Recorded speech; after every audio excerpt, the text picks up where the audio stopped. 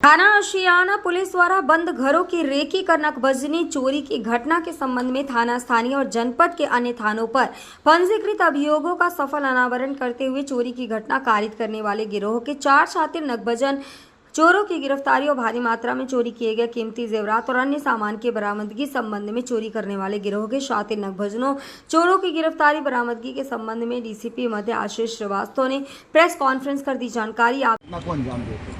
देखिए, आज थाना आशियाना ने प्रभारी निरीक्षक और एसीपी गैंग के निर्देशन में बहुत ही सराहनीय कार्य किया।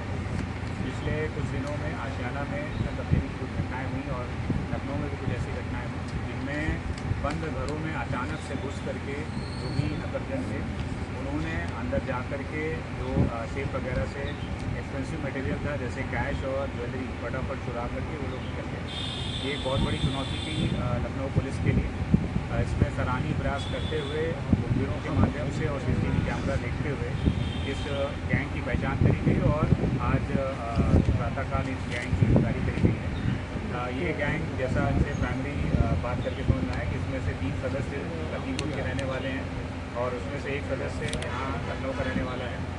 लखीमपुर का सुधीर कश्यप मुख्य रूप से गैंग का सरगना है। उसके ऊपर लखीमपुर और अन्य जिलों से करीब 11 मुकदमे पूर्व से पंजीकृत हैं। जैसा इन्होंने प्रथम दस्ता जानकारी से बताया है कि इन्होंने इंस्टाग्राम पर एक ग्रुप बनाया था जिसमें मुख्य रूप से इस तरह की घटनाएं करने वाले लोग आपस में जुड़े हैं और जो एक दूसरे से किसी एक जगह पर घटना करने के लिए कोलैबोरेशन करते हैं।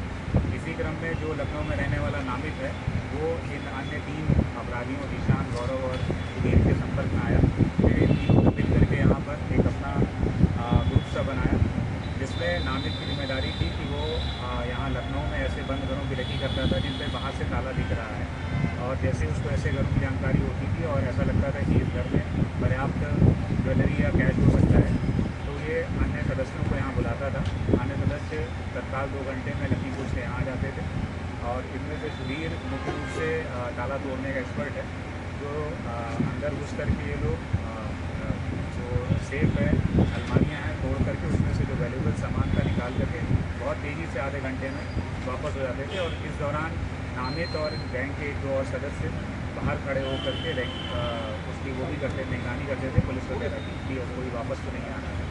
तो ये बहुत ही सराहनीय कार्य है। अभी तक इन्होंने अपनी जो जानकारी इनसे अभी की गई है, इन्होंने आशियाना में हुई 2 नकबजनी और गोमतीनगर में हुई एक रिसेंट घटना के बारे में स्वीकार किया है और उससे संबंधित सामान भी बरामद करा है। ये सामान जैसा कि अनुमानित कीमत इसकी लगभग 35 लाख है। इसको जो है बाद में पहचान करा करके जो भी जिन वादियों का है उनको वापस किया। सर कैसे प्लान बनाते थे पूरा, ये कैसे प्लान बनाते थे? इसमें जो जिस ग्रुप की बात कर रहे हैं उस ग्रुप के माध्यम से पहले संपर्क में आए और फिर वर्तमान में अभी आपस में बातचीत करते रहते थे। इसमें ये समझ में आया है कि सुधीर को पूर्व से इस तरह की घटनाएँ करने का एक एक्सपीरियंस है। नामित को इन्होंने इसलिए रखा था कि लखनऊ में यहाँ पे बदामपुर अमृत के पास रहने वाला है।